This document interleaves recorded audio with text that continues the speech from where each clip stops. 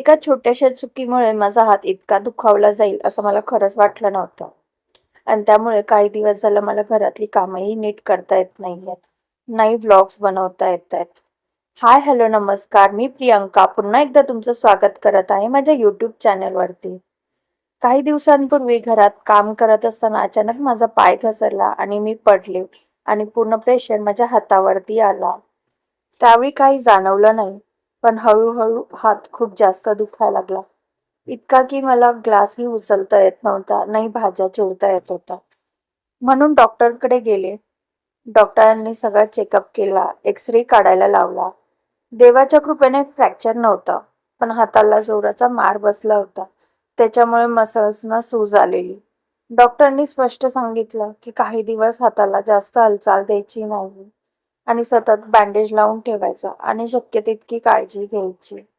त्याच्यामुळे आता मला सतत हाताला बँडेज लावून ठेवावे लागते आणि हाताची मुवमेंटही करता येत नाही. खरं सांगायचं तर घरातल्या व्यक्तीला हात दुखला की त्याची खरी अडचण समजते. कारण घराची कामं कोणासाठी थांबत नाहीत.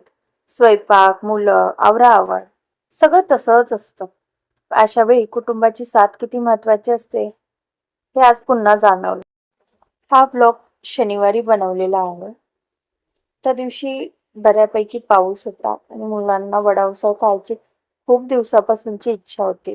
पण माझा हात दुखत असल्यामुळे ते मला जमत नव्हतं. म्हणून आज अदितीनेच वडा उसळ बनवायचं ठरवलं. आदिती पहिल्यांदाच वडा उसळ बनवणार होती. असं तर ती बाकीचं बनवते, पण तळायचं काम मी तिला कधी दिलं नव्हतं. हे पहिल्यांदाच ती करणार होती. त्याच्यामुळे मला थोडी काळजी वाटत होती, पण तिने खूप छान पद्धतीत सगळं केलं.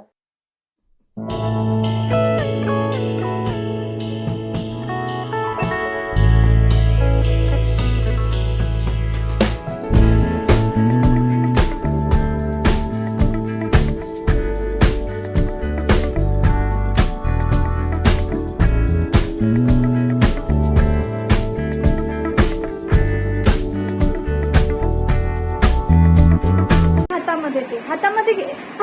तसं नाही. हाते घे हातामध्ये. ही येडी अशी कामं करते.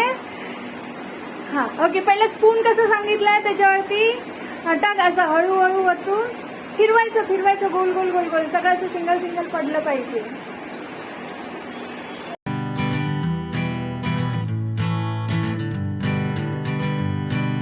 Hanging on, walking tall. Very good. Some days I got no use for it all.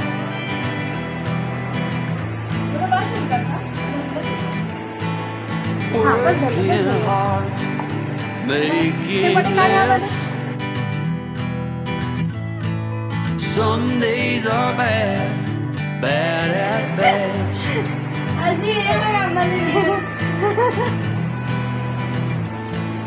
Foolish notions, foolish lies.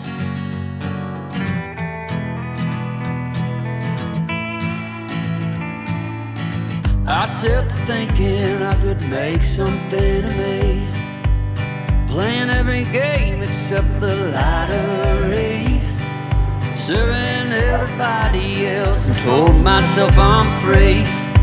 Misery is a show. आणि पहिल्याच प्रयत्नात तिने इतकी स्वादिष्ट वडा उसळ बनवली होती ना, खूपच छान झालेली. आणि तिने टेस्ट केल्यानंतर ती स्वतःला शबासकी देत होती की पहिल्या प्रयत्नात एवढा छान केला म्हणून. आणि म्हणतात ना की एखाद्याच्या हाताला चवच असते.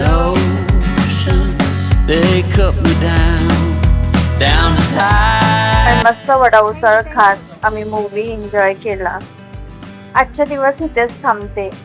भेटू नेक्स्ट ब्लॉग मध्ये. मला जर हा ब्लॉग आवडला असेल तर मला नक्की लाईक, शेअर, सबस्क्राईब करा आणि कमेंट मध्ये सांगा तुमच्या घरातले अशी हेल्प करतात का.